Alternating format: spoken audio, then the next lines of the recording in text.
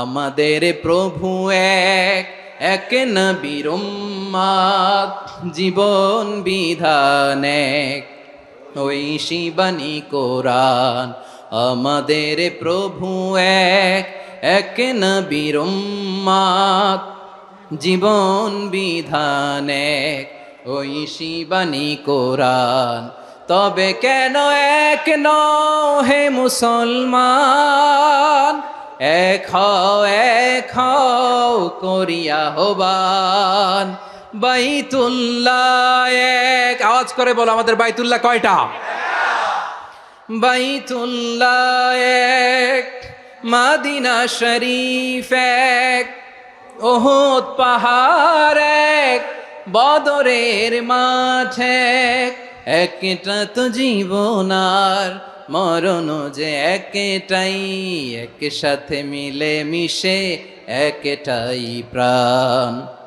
তবে কেন এক নও হে মুসলমান, এক হও করিয়া হবান। সবাই মিলে আমাদের প্রভু এক,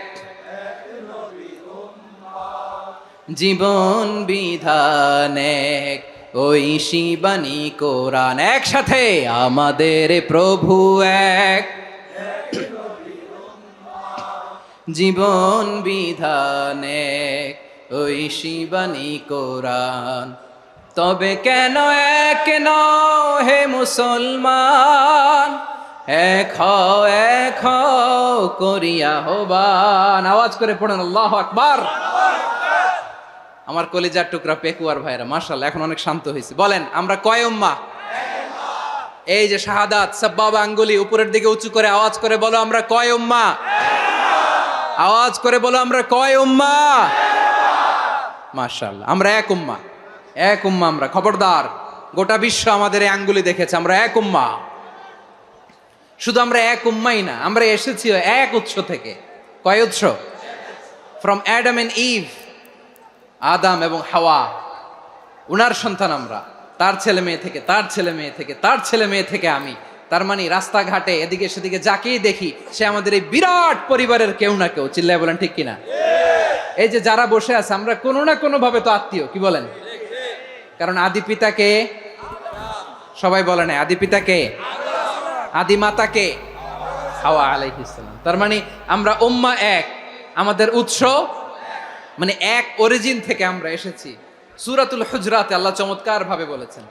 এবং এই আয়াতটা দিয়ে 2022 সালে ফিফা ওয়ার্ল্ড কাপ কাতারে শুরু হয়েছে। দেখেন কাতার কি স্মার্টলি গোটা বিশ্বকে এক উম্মার কনসেপ্ট দিয়েছে। সুবহানাল্লাহ পড়েন।